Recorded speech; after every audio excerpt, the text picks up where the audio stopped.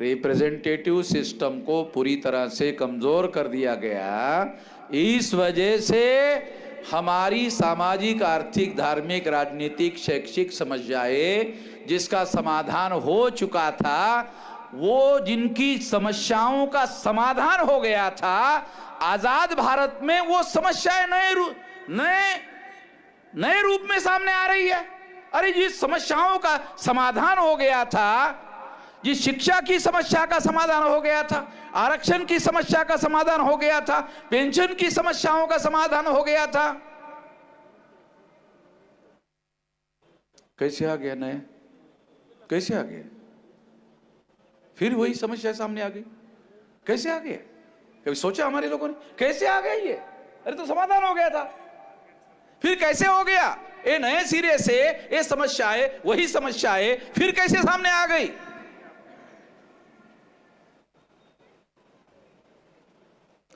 हमारे लोग सोचते नहीं है। उसका मूल कारण है ईवीएम।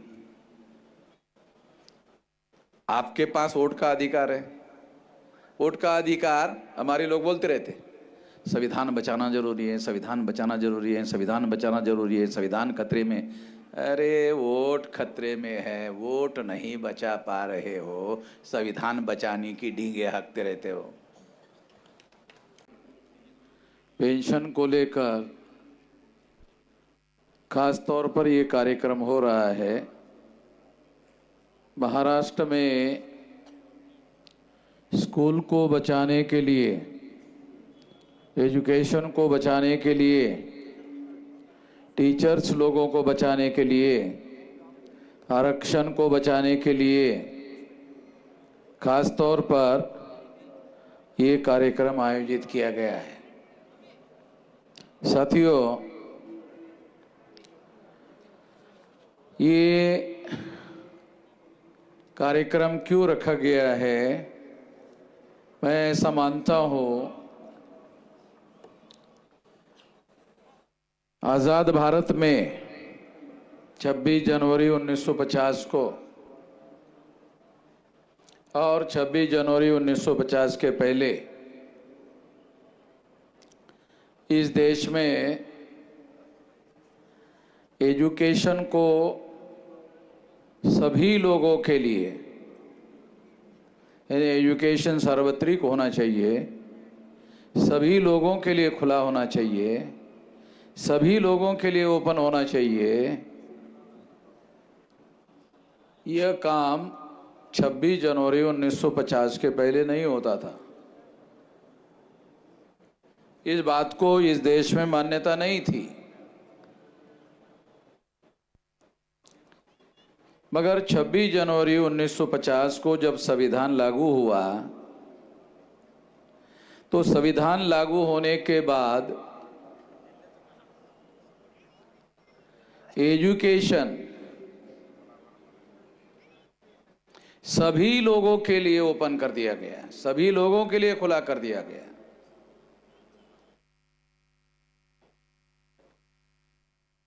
जो एजुकेशन सब लोगों के लिए खुला कर दिया गया था, ओपन कर दिया गया था, और जिस संविधान ने एजुकेशन को फंडामेंटल राइट स्वीकार किया था, एक बहुत बड़ा बदलाव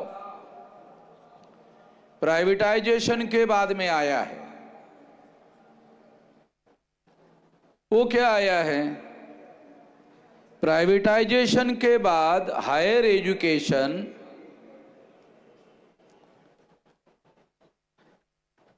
जो उच्च शिक्षा है, उस उच्च शिक्षा को, हायर एजुकेशन को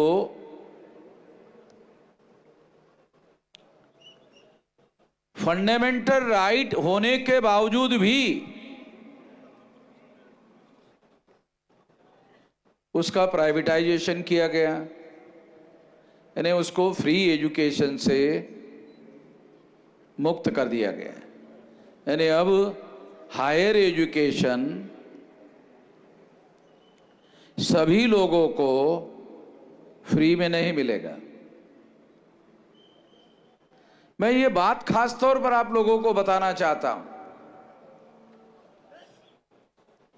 कि 26 जनवरी 1950 को जो संविधान लागू हुआ, उस संविधान ने एजुकेशन को मौलिक अधिकार, फंडामेंटल राइट घोषित किया। अगर एजुकेशन को फंडामेंटल राइट घोषित किया गया है तो फंडामेंटल राइट का मतलब यह होता है कि उसकी पूर्ति करने की जिम्मेदारी सरकार की है।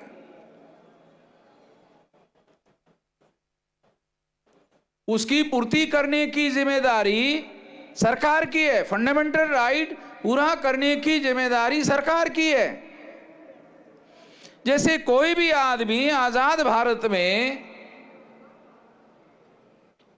भूखा नहीं रहना चाहिए, ऐसा सरकार कहती है, और उसको टीवी में प्रचार करती है। भाजपा के लोग, आरएसएस के लोग प्रचार करते हैं कि उनको 5 किलो अनाज जो है फ्री दिया जा रहा है। अब ये 5 किलो अनाज महीने में, 1 हफ्ते में समाप्त हो जाता है। तो 1 हफ्ते में लोगों को खाने की व्यवस्था सरकार ने कर दी, 3 हफ्ते का क्या? इसके बारे में सरकार किसी प्रकार की कोई बात करती नहीं है। उसी तरह से मैं ऐसा मानता हूं, अगर मनुष्य को एजुकेशन से मुक्त कर दिया जाए, यानी उनको एजुकेशन ना दिया जाए,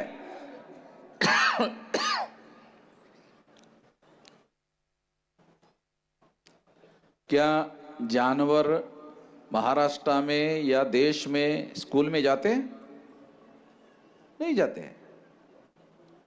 अगर मान लो जानवरों की तरह इंसानों को कंपलसरी एजुकेशन नहीं किया जाता है, या सरकार वो जिम्मेदारी निभाने का काम नहीं करती है,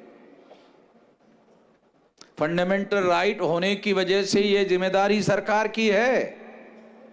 अगर सरकार वो जिम्मेदारी निभाने का काम नहीं करती है तो इसका मतलब ये है कि सरकार फंडामेंटल राइट का वायलेशन कर रही है।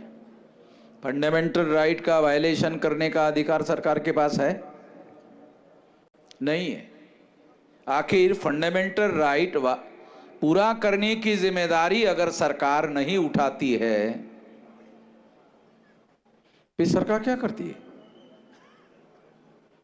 फिर सरकार करती क्या है?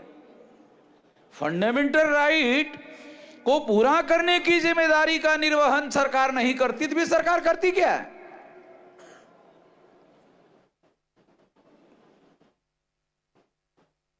जब से बीजेपी की सरकार आई है तो मैं आप लोगों को बताना चाहता हूं, या पहले की भी सरकारें हैं उसके बारे में सोचने की बात है, वो ये कि क्या उद्योगपतियों पर टैक्स लगाया गया प्राइवेटाइजेशन में, या प्राइवेटाइजेशन में उद्योगपतियों को पूरी तरह से टैक्स में फ्री कर दिया? सारे डाटा अवेलेबल है। अभी सरकार के द्वारा ये बड़े पैमाने पर प्रोपेगेंडा किया जा रहा है, शायद ये इस चुनाव का एजेंडा है कि आप लोग आरएसएस की और भाजपा की सरकार चुनकर दो तो दुनिया में भारत की इकोनॉमी 3रे नंबर की आ जाएगी। ऐसा प्रोपेगेंडा चल रहा है। शायद आप लोग भी टीवी पर, अखबारों में ये सारी बातें डेली में पढ़ते होंगे, देखते होंगे कि भारत की इकोनॉमी दुनिया में 3रे नंबर पे आ जाएगी अगर आप 5 साल के लिए मोदी को चुनकर देते हैं। साथियों, 3रे नंबर की इकोनॉमी आने के लिए 500 लाख करोड़ रुपए का कर्जा लेना होगा। कोई अखबार वाला छापता है? कोई टीवी वाला इस खबर को देता है? कोई टीवी वाला, कोई अखबार वाला ये नहीं बताता है कि मोदी की सरकार जब 2014 में आई तो देश पर 54 लाख करोड़ रुपए का कर्जा था।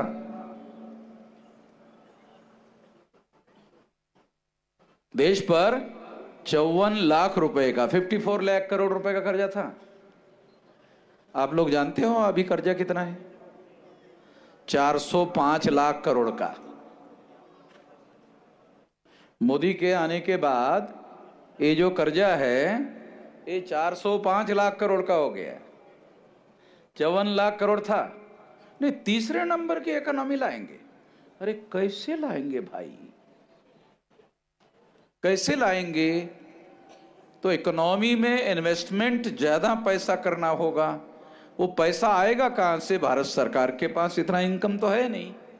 तो ये 405 लाख करोड़ रुपए का कर्जा लेकर इकोनॉमी में इन्वेस्ट किया जाएगा।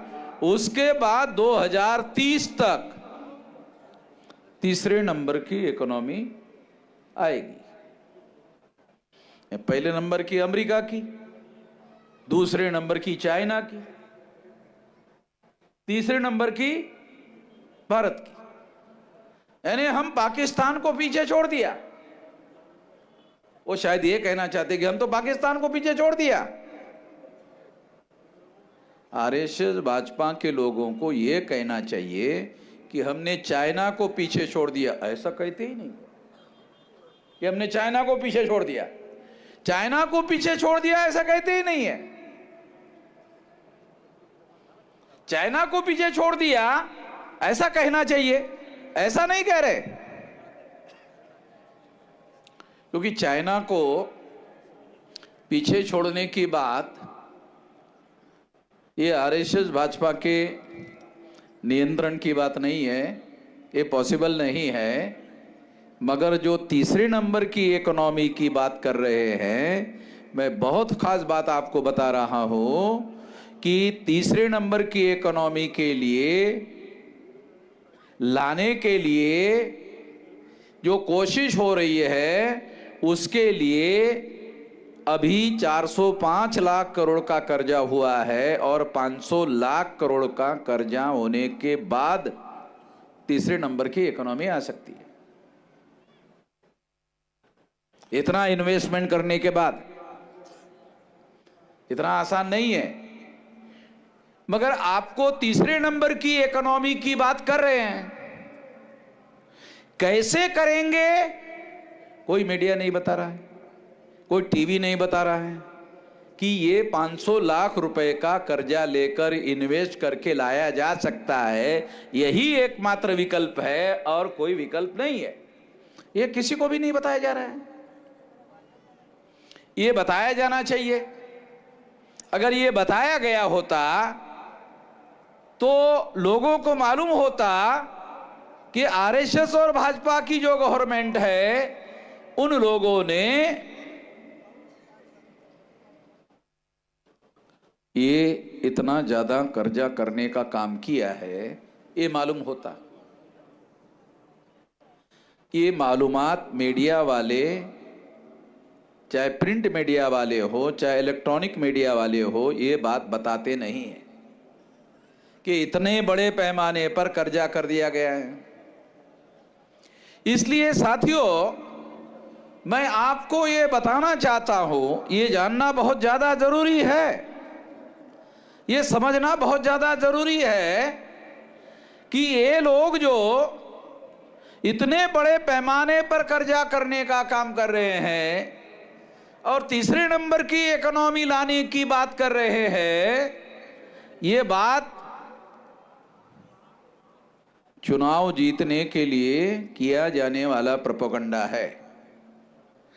और ये प्रोपेगेंडा सारे इंडिया गठबंधन के जो लोग हैं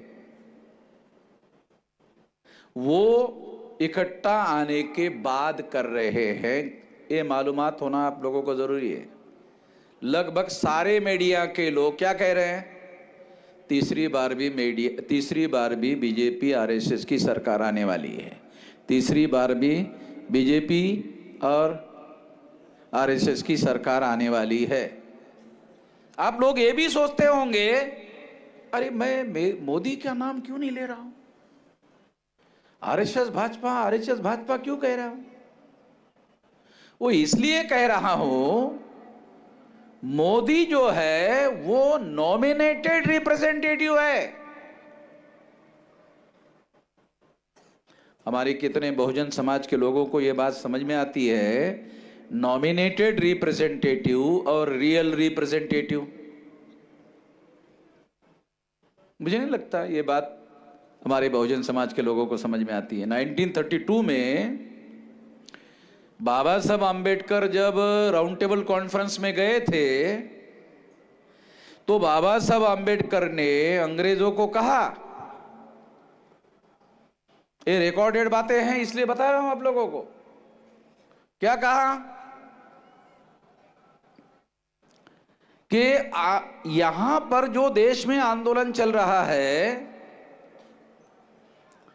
ये आंदोलन से अगर मान लो देश आजाद हो गया, अंग्रेज चले गए, जाने चाहिए,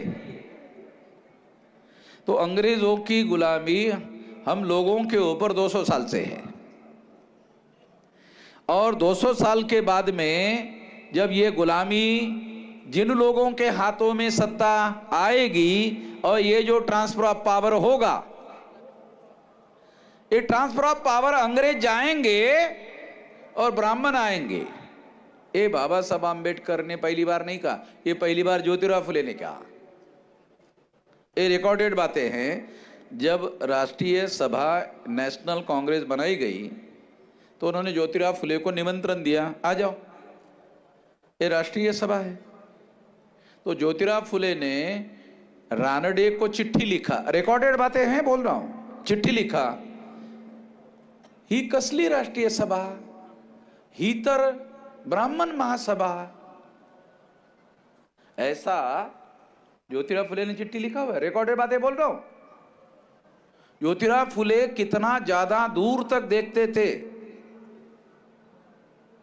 अभी 2024 शुरू हो गया है, आजादी हासिल करने के बाद में 75 साल लगभग पूरे हो गए, पूरे होने के बाद भी और कुछ साल आ गए।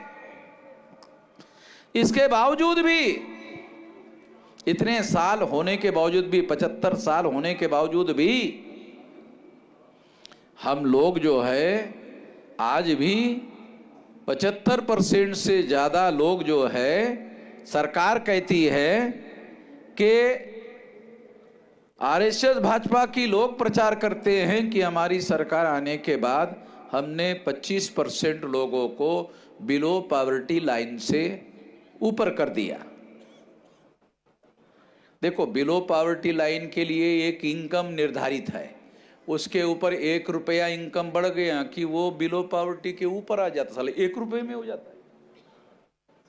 कितने लोगों को समझ में आता है?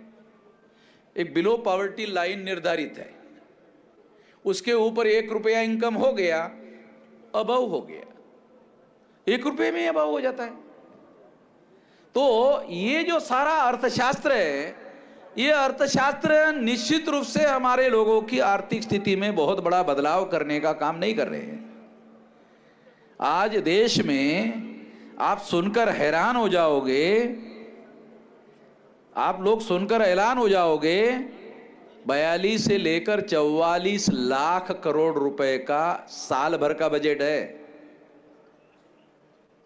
एक साल का बजट भारत सरकार का, राज्य सरकारों का बजट मैं उसमें नोट नहीं कर रहा हूं। राज्य सरकारों का बजट अलग है, महानगर पालिका का बजट अलग है, जिला पंचायत का बजट अलग है, तालुका पंचायत का बजट अलग है, ग्राम पंचायत का बजट अलग है। अकेले भारत सरकार का बजट जो है 42 लाख से 44 लाख करोड़ रुपया एक साल का है। पैसे की कमी नहीं है, पैसे की कमी, जो लोग ऐसा कहते हैं कि पैसे की कमी है, कहां पर भी है? इतने लाख करोड़ रुपए का साल भर का बजट है। इसलिए बिलो पॉवर्टी लाइन में भी 75 साल आजादी को होने के बाद भी अभी भी लोग बिलो पॉवर्टी लाइन में, अभी भी लोग 75 साल में। जो लोग ऐसा कहते थे कि अंग्रेजों की वजह से, अरे अभी तो 75 साल से तुम हो, अभी तो तुम ये नहीं कह सकते कि अंग्रेजों की वजह से ऐसा हुआ। अरे 75 साल होने के बाद भी अंग्रेजों का ही नाम बता रहे। अभी भी कुछ लोग, वही लोग बताते नहीं अभी भी। कैसे? हमने पूछा कैसे? नहीं, उन्होंने बहुत बिगाड़ के रखा और उसको सुधार करने के लिए हमको बहुत समय लग रहा है। प्रोग्रेस तो उसके बाद में होगा, विकास तो उसके बाद में होगा, पहले वो जो बिगाड़ा हुआ है उसको हमको सुधार करना होगा। तो मैं आप लोगों को बताना चाहता हूं कि ये जो कुछ हो रहा है ये बात सही नहीं है, इसलिए इसमें बदलाव करने की जरूरत है, इसमें परिवर्तन करने की जरूरत है। तो इसमें परिवर्तन कैसे होगा? तो हम लोगों ने परिवर्तन करने के लिए प्लान बनाया है। वो बात मैं आप लोगों को सार्वजनिक रूप से बताता हूं। वो आपको जो करना है कि आपको देश में 12 लाख से लेकर 15 लाख बूथ लेवल पर हमारे देश में चुनाव होता है। अभी जो 2024 में लोकसभा का चुनाव होने वाला है, और आप लोगों को लगभग 12 लाख से लेकर 15 लाख बूथ लेवल पर वोट डालने के लिए जाना होगा। तो आप लोगों को बूथ लेवल की कमेटियां बनानी होगी। जो समस्याओं का समाधान आजाद भारत में हो चुका था, एजुकेशन की समस्या का समाधान हो गया क्योंकि उसको फंडामेंटल राइट घोषित कर दिया गया था। एजुकेशन की जो समस्या है उस समस्या का समाधान कर दिया गया था। हमारे लोगों को रिप्रेजेंटेशन का मामला है। कितने लोगों को पता है कि रिजर्वेशन केवल रिजर्वेशन नहीं है, रिजर्वेशन केवल नौकरी नहीं है, रिजर्वेशन रिप्रेजेंटेशन है। कितने लोगों को पता है? कितने SC ST OBC लोगों को पता है, माइनॉरिटी को पता है कि रिजर्वेशन रिजर्वेशन नहीं है, रिजर्वेशन नौकरी नहीं है, रिजर्वेशन शासन प्रशासन में प्रतिनिधित्व है। और प्रतिनिधित्व क्या है? लोकतंत्र है। प्रतिनिधित्व क्या है? मान लो जिस व्यवस्था में प्रतिनिधित्व नहीं है वो डिक्टेटरशिप, जिस व्यवस्था में प्रतिनिधित्व है डेमोक्रेसी। बहुत जो डेमोक्रेसी की बहुत लंबी लंबी डिफिकल्ट व्याख्या लोग करते ना, बहुत सिंपल आप लोगों को, आपको समझ में आने वाली भाषा में बोलता हूं। इसका मतलब है कि रिप्रेजेंटेटिव सिस्टम ही डेमोक्रेसी है। रिप्रेजेंटेटिव सिस्टम में रिप्रेजेंटेटिव अगर माइनस कर दो तो डेमोक्रेसी खत्म हो जाती है। मान लो रिप्रेजेंटेशन रख दिया जाए और रिप्रेजेंटेटिव को पार्लियामेंट में बोलने के अधिकार से वंचित कर दिया जाए, तो फिजिकली तो रिप्रेजेंटेटिव दिख रहा है, मगर उसको बोलने पर पाबंदी लगा दी जाए तो रिप्रेजेंटेशन खत्म हो जाता है। इस मुद्दे पर गांधी जी का बाबा साहब आम्बेडकर का झगड़ा हुआ। बाबा साहब आम्बेडकर ने राउंड टेबल कॉन्फ्रेंस में यह मुद्दा उठाया कि अगर आप ट्रांसफर करते हो, ट्रांसफर ऑफ पावर करते हो, तो ट्रांसफर ऑफ पावर में हमें हिस्सेदारी चाहिए, रिप्रेजेंटेशन चाहिए। 17 अगस्त 1932 को रिप्रेजेंटेशन का अधिकार बहाल कर दिया गया, और 17 अगस्त 1932 को जब रिप्रेजेंटेशन का अधिकार शेड्यूल कास्ट शेड्यूल ट्राइब के लोगों को बहाल कर दिया गया, उसके विरोध में गांधी जी ने आमरण अनशन कर दिया। आमरण अनशन के बाद में जो रिप्रेजेंटेशन SC ST को बहाल कर दिया गया था वो पुनः पैक्ट से खत्म कर दिया गया, और जॉइंट इलेक्टेड लाया गया। जॉइंट इलेक्टेड की वजह से हमारा जो आदमी, हमारे लिए लड़ने वाला प्रतिनिधि जो पार्लियामेंट में होना चाहिए था, वो नॉमिनेटेड हो गया। तो उस समय नॉमिनेटेड शब्द आया था। गांधी जी को और बाबा साहब अंबेडकर की जो लड़ाई है, वो क्या लड़ाई थी? बाबा साहब की खेती थी, गांधी जी भी की खेती थी। आणि मराठीत जर बोलायचं झालं तर बाबासाहेबाची शेती आणि गांधीजींची शेती धुरेला धुरा लागला होता, असं काही होतं का? है? आणि मग गांधीजीच्या शेतीमधून ढोरं डंगर बाबासाहेबाच्या शेतीत जात होती, आणि बाबासाहेबाची ढोरे डंगर गांधीजीच्या शेतात जात होती, आणि त्यामुळे गांधीजीचं आणि बाबासाहेबाचं दररोज भांडण होत होतं। असं काही भांडण होतं का? ऐसा कुछ भी नहीं था। तो लड़ाई क्या थी? आजाद भारत में हमारे लोगों को रियल रिप्रेजेंटेशन मिलना चाहिए या नहीं मिलना चाहिए, ये बात थी। इसीलिए ए सेपरेट इलेक्टेड आया था, उसे खत्म कर दिया गया। फिर उसके बाद में रिजर्वेशन का मामला आया। रिजर्वेशन का मामला आया तो रिजर्वेशन जो है ये प्रशासन में रिप्रेजेंटेशन का मामला था, और सेपरेट इलेक्टेड पार्लियामेंट में रिप्रेजेंटेशन का मामला था। इससे जानते हो क्या हुआ? ये रिप्रेजेंटेशन का अधिकार एससी एसटी को खत्म होने की वजह से कुत्ते बिल्लियों की गिनती होती है, मगर ओबीसी की गिनती नहीं होती। गांधी जी के आमरण अनशन की वजह से सेपरेट इलेक्टेड खत्म हो गया। इसकी वजह से ओबीसी की गिनती नहीं होती है, कुत्ते बिल्ली की गिनती होती है। मगर जब गांधी जी ने उपवास किया था तो ओबीसी ने गांधी जी का साथ दिया।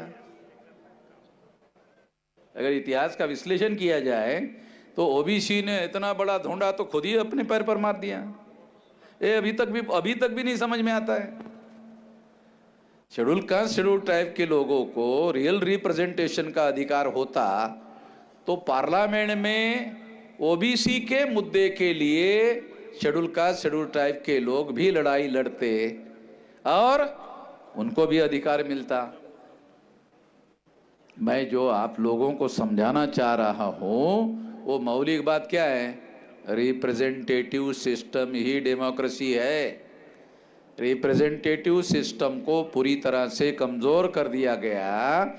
इस वजह से हमारी सामाजिक, आर्थिक, धार्मिक, राजनीतिक, शैक्षिक समस्याएं जिसका समाधान हो चुका था, वो जिनकी समस्याओं का समाधान हो गया था, आजाद भारत में वो समस्याएं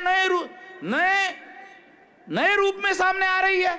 अरे जिस समस्याओं का समाधान हो गया था, जिस शिक्षा की समस्या का समाधान हो गया था, आरक्षण की समस्या का समाधान हो गया था, पेंशन की समस्याओं का समाधान हो गया था,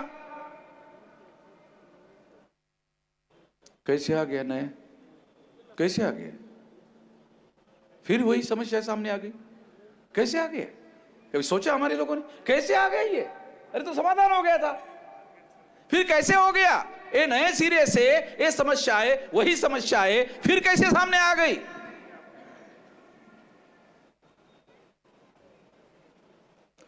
हमारे लोग सोचते नहीं है। उसका मूल कारण है ईवीएम। आपके पास वोट का अधिकार है।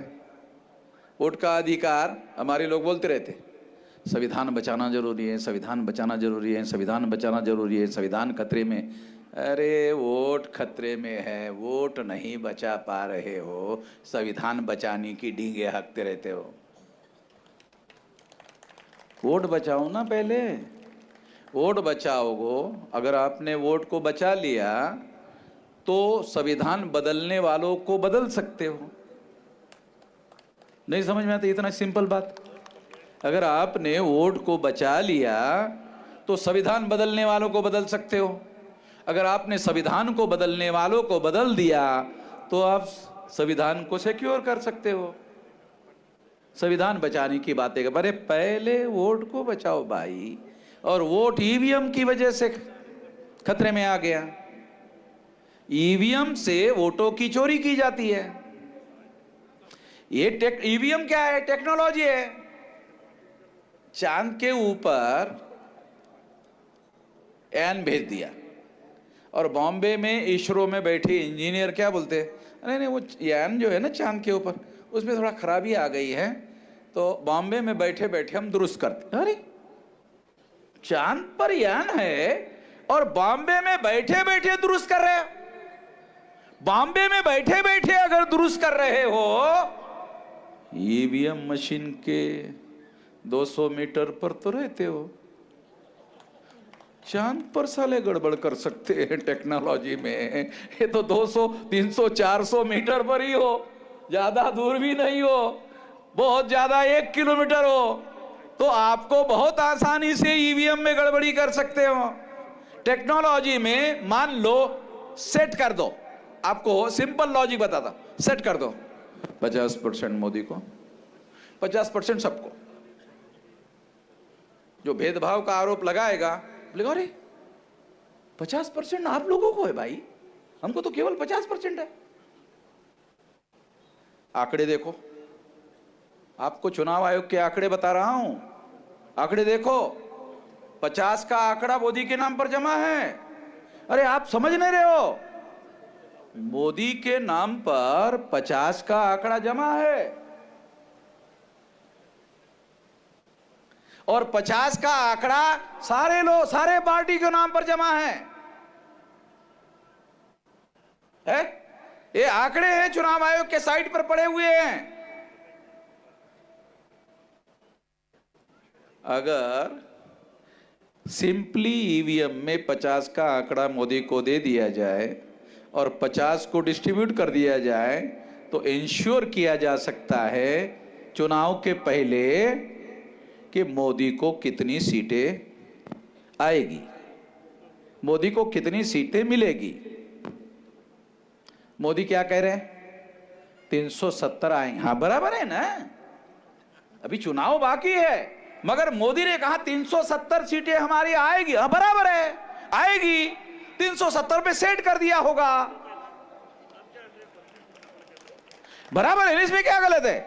मोदी ईमानदारी से कह रहा है, हमको ईमानदारी से स्वीकार करना चाहिए। क्या वो ईवीएम मशीन में सेट कर दिया, हाँ 370, फिर वो बाद में बोलेगा 370 आने के बाद मैंने तो पहले बोला था। तो कैसे? जनता पर मेरा विश्वास है, ईवीएम पर नहीं बोलेगा। तो ईवीएम में सेट किया जा सकता है, टेक्नोलॉजी है। अरे चांद पर गए हुए यान की टेक्नोलॉजी को सेट किया जा सकता है, तो ईवीएम को क्यों नहीं सेट किया जा सकता है? किया जा सकता है, इसलिए ईवीएम के द्वारा वोटों की चोरी होगी, तो वोट का अधिकार बदलने का अधिकार है। वोट का अधिकार जिनके पास है, उनके पास लोकतंत्र का अधिकार है। वोट जिनके पास है, उनके पास जब तक निर्धारित करने का अधिकार है कि किसकी सरकार आनी चाहिए, किसकी सरकार नहीं आनी चाहिए, ये निर्धारित करने का अधिकार जब तक वोटर के पास है, तब तक लोकतंत्र है। और अगर लोगों के वोट के अधिकार को नियंत्रित कर दिया, तो प्री डिसाइडेड है किसको कितनी सीटें मिलेगी। ये है, ये चल रहा है। इसलिए ईवीएम को फोड़ना पड़ेगा, ऐसा मैं कहते रहता हूं। हमारे साथी, हमारे नेता हैं, क्या नाम उनका, मानी साहब, बड़े हमारे आदरणीय नेता हैं, कि फोड़ना चाहिए, ऐसा मैं कहता हूं। तो उनको मेरी बात समझ में नहीं आई, तो मैं थोड़ा आपको भी समझाना चाहता हूं कि ये फोड़ना चाहिए का मतलब क्या है। देखो, फोड़ने के लिए मैंने कहा कि जिस दिन चुनाव है उसके 3 दिन पहले उसको कैसे फोड़ना है बताऊंगा, बोला ना है? कैसे फोड़ना है बताऊंगा। अभी फोड़ना है इतना ही बताया कि फोड़ने के लिए 15 लाख बूथ में कमेटियां बनाओ, 15 लाख बूथ में कमेटियां बनाओ। उसके बाद 2-3 दिन पहले बताऊंगा कैसे फोड़ना है। अब जब 15 लाख बूथ पर कमेटियां बनेगी, चुनाव आयोग को मालूम हो जाएगा तो बैलेट पेपर नहीं आएगा। अरे क्या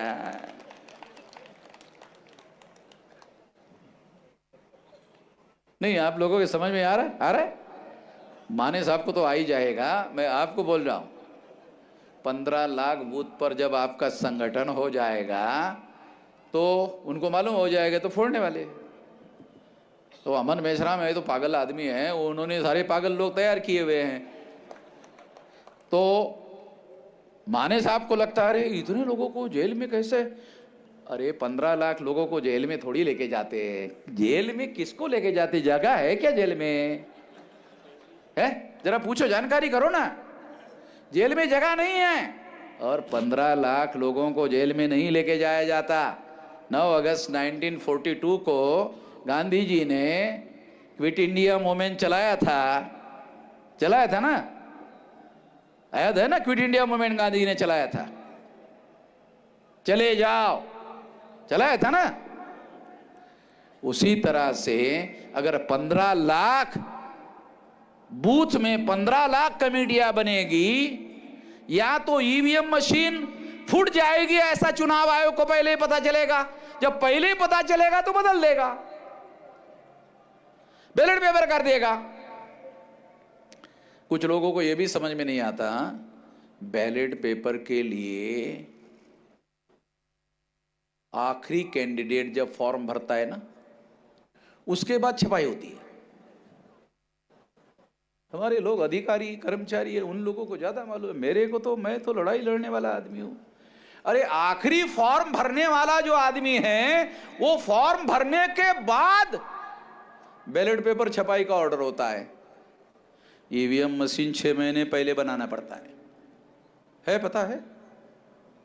ईवीएम मशीन को 6 महीने पहले बनाना पड़ता है।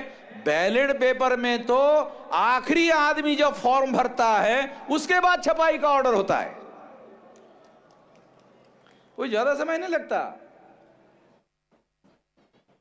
इसलिए बैलेट पेपर, अरे बहुत समय लगेगा, ये लगेगा वो लगेगा, मेश्राम जी आपने ध्यान नहीं रखा, ये नहीं किया। अरे यही बता रहा हूं, आखिरी फॉर्म भरने के बाद छपाई का ऑर्डर होता है, उसमें कोई दिक्कत नहीं है बैलेट पेपर के लिए। मगर अभी आपने चंडीगढ़ में जो गड़बड़ हुआ ना, बीजेपी ने किया, आपने देखा टीवी पर? चंडीगढ़ में बीजेपी के लोगों ने गड़बड़ी करके चुनाव अपना जितवाने की कोशिश किया ना, बैलेट पेपर की वजह से वो चोरी पकड़ी गई और चुनाव आयोग ने रिजल्ट बदल दिया और बीजेपी वालों के विरोध वाला जो पार्टी है उसको वहां का मेयर पद दे दिया। ऐसा हो सकता है, ऐसा हुआ है। तो बैलेट पेपर में गड़बड़ी हो भी सकती है, तो हुई गड़बड़ी को पकड़ा भी जा सकता है। ईवीएम में तो पता ही नहीं चलता, गड़बड़ी हो भी जाती है और पता भी नहीं चलता। पकड़ना मशीन के अंदर है, एविडेंस मशीन के अंदर है, और चुनाव आयोग हाथ मत लगाओ, ईवीएम को हाथ मत लगाओ और एविडेंस दो, हाथ मत लगाओ। तो ये हमारे लोगों को बहुत सारी बातों की जानकारी नहीं है। तो ये प्लान बनाकर, योजना बनाकर 84 के बाद ईवीएम आई, 20 साल प्रयोग किया भारत में ईवीएम का, उसके बाद मशीन डेवलप किया घोटाला कैसे किया जाए। 20 साल प्रयोग करने के बाद घोटाला करने वाली मशीन डेवलप किया गया है। आधा %, 1%, 1.5%, 2%, 2.5%, 3% से चुनाव जीता जा सकता है। अरे आधा % से जीता जा सकता है। अगर आपको 5 वोट ज्यादा निकले तो आप जीत नहीं सकते। 1 वोट आपको ज्यादा निकला, जीत नहीं सकते। कानून के अनुसार तो जीत सकते हैं। तो इतना मैनेजमेंट करना ईवीएम में बहुत आसान है, बैलेट पेपर पर इतना ज्यादा आसान नहीं है। क्यों नहीं है? फिजिकल एविडेंस है, बैलेट पेपर का फिजिकल एविडेंस है। ये बात हम लोगों को समझना होगा और इस बात को समझकर हम लोगों को यह काम करना होगा। उन्होंने ये प्लान बनाकर सोचा कि बैलेट पेपर उनके लिए सुटेबल नहीं है, ईवीएम मशीन उनके लिए सुटेबल है, इसलिए ईवीएम मशीन उन्होंने लाया और प्लान बनाकर 2004-2009 में गड़बड़ी किया। उस गड़बड़ी को सबूत के तौर पर अडवाणी ने पकड़ा, जीवीएल नरसिंह राव ने पकड़ा और प्रोफेसर वो उन्होंने पकड़ा। तो ये सारा पकड़ने के बाद सुप्रीम कोर्ट गया। सुप्रीम कोर्ट ने 8 अक्टूबर 2013 को जजमेंट दिया। क्या जजमेंट दिया? ईवीएम मशीन के द्वारा फ्री, फेयर एंड ट्रांसपेरेंट चुनाव नहीं हो सकता। अरे मैं नहीं कह रहा हूं, सुप्रीम कोर्ट कह रहा है। बीजेपी वाले क्या प्रोपेगेंडा करते हैं, वो कांग्रेस चुनाव हार गई थी ना, इस वजह से कह रही है। ये हारने वाले लोग हैं, जब ये हार जाते हैं तो ईवीएम को दोष देते हैं। अरे चुनाव आयोग पॉलिटिकल पार्टी नहीं है।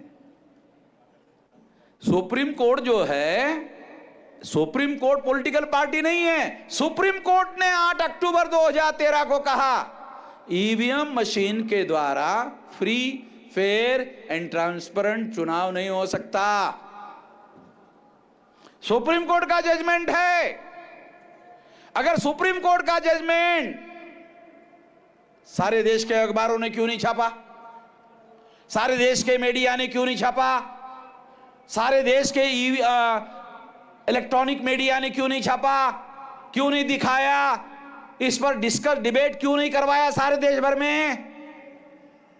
उनको मालूम था कि अगर डिस्कस, डिबेट करते तो सारे देश भर में बवाल हो जाता, और अगर बवाल हो गया तो ईवीएम गायब हो जाता, फिर बैलेट पेपर आ जाता। मीडिया ने खबर ब्लैकआउट कर दिया। ध्यान रखो, मीडिया ने खबर को ब्लैकआउट कर दिया। मीडिया उस कंस्पिरेसी में शामिल है जिसने सुप्रीम कोर्ट के इतने बड़े जजमेंट को खबर तक नहीं बनाया। अरे फ्रंट पेज तो छोड़ो, पिछवाड़े का जो है ना पेपर, जो अखबार का 20वां, 22वां, 24वां पेज होता है ना, लास्ट वाला, पिछवाड़े में भी नहीं छापा। अखबार के पिछवाड़े में भी खबर नहीं छापा, ब्लैकआउट कर दिया। क्यों? कौन है मीडिया मालक? कौन है मीडिया मालक? कौन है? पत्रकार कौन है? संपादक कौन है? वही लोग जो ईमानदारी से चुनाव होने के बाद 3.5% लोग चुनाव जीत नहीं सकते, वो लोग हैं। उन्होंने प्लान बनाकर इस खबर को ब्लैकआउट किया, नहीं छपने दिया, आप लोगों तक जानकारी नहीं आने दी। मैंने सारे देश भर में इसको इश्यू बनाया। सारे देश भर में आज ईवीएम जो इश्यू बना हुआ है, ईवीएम इश्यू बना हुआ है। आज मुझे सोशल मीडिया में कुछ फिल्म के हीरो डायलॉग कर रहे, उसमें भी ईवीएम आ गया। मैंने कहा चलो, अरे वहां भी पहुंच गया, चलो अच्छी बात है। तो मैंने हमारे लोगों को कहा वो हीरो को जरा ढूंढो, उसको मैं अवार्ड भी देने का सोचता हूं कि उसको भी प्रोत्साहन दिया जाए ताकि ज्यादा लोगों तक बात पहुंच जाए। साथियों, ये बात अभी नेशनल इशू हो गया है। ईवीएम मशीन नेशनल इशू हो गया है। गरीब से गरीब आदमी भी अपने वोटों की चोरी बर्दाश्त करने के लिए तैयार नहीं है। ये नेशनल इशू हो गया। इसलिए एकमात्र अधिकार है आम आदमी के पास, वो है वोट का अधिकार। और इस वोट के अधिकार के आधार पर आम आदमी सरकार बनाता है, सरकार बदलता है। इसलिए जनतंत्र है, इसलिए लोकतंत्र है। ये वोट के अधिकार पर निर्भर करता है। ईवीएम ने उसी वोट के अधिकार को समाप्त कर दिया और इस तरह से पूरा डेमोक्रेटिक सिस्टम ही खतरे में पड़ गया है। इसलिए इसको बदलना होगा।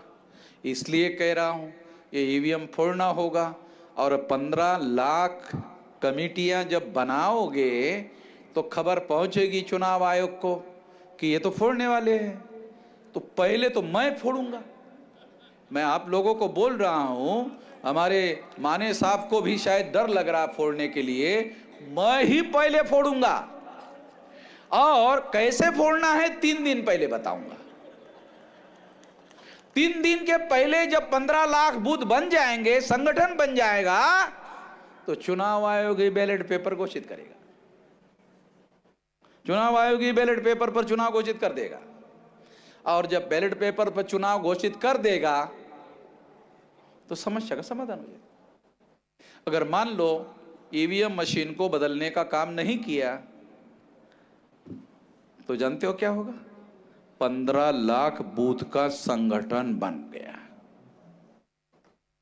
आ रहा, कुछ समझ में आ रहा? सब लोगों के समझ की बात नहीं है भाई, जो मुझे समझ में आता है।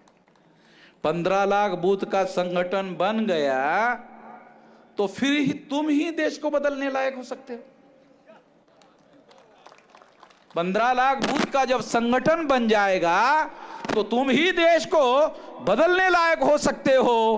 15 लाख बूथ में अगर जन आंदोलन हो गया, कहां भागेंगे ये लोग? कहां भागेंगे? है कोई जगह भागने की? केवल नेपाल की बॉर्डर ओपन है, कोई बॉर्डर ओपन नहीं है। चाइना की बॉर्डर ओपन है? बिल्कुल नहीं। पाकिस्तान की बॉर्डर ओपन है? केवल नेपाल की बॉर्डर है ओपन, बाकी कोई बॉर्डर ओपन नहीं है। नेपाल के लोगों को ही ठीक से खाने को नहीं मिल रहा है, वही भारत में आकर के तमाम रोजगार जो है भारत में ढूंढते रहते हैं, तो वहां क्या है? साथियों, हम लोगों को जो बात मैं आपको समझा रहा हूं, अगर आपने फोड़ने के लिए 15 लाख कमेटियां बनाई तो फोड़े बगैर ही आपका मामला हल होगा, फोड़ने की जरूरत नहीं होगी। अब फोड़ने की जरूरत होगी तो 3 दिन पहले बताऊंगा। जिसको समझ में आता है वो समझने की कोशिश करे, समझ में नहीं आता है तो एक काम करे, वामन मेश्राम का मामला है वो देख लेगा यार, हमें क्या मतलब है, वो बताएगा वो करेंगे, इतना करो। सारा काम हमको सोचने की जरूरत नहीं है, होता भी नहीं है सब लोगों को सारी चीजें समझने का।